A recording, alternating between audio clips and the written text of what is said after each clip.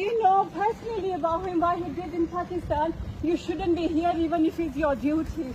If you're honest with yourself, you shouldn't be here giving him that security because he's a corrupt person. He made wrong decisions. And he right after ran somewhere. He's puppet of ISI. I think he is.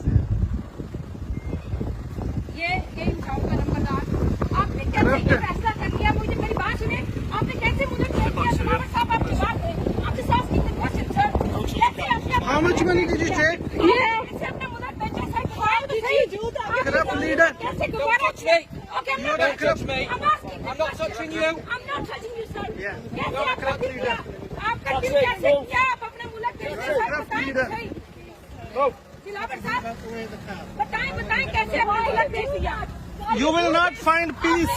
You will not find peace. No.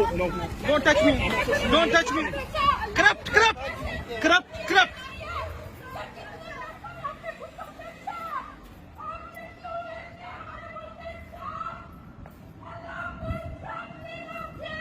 Honestly,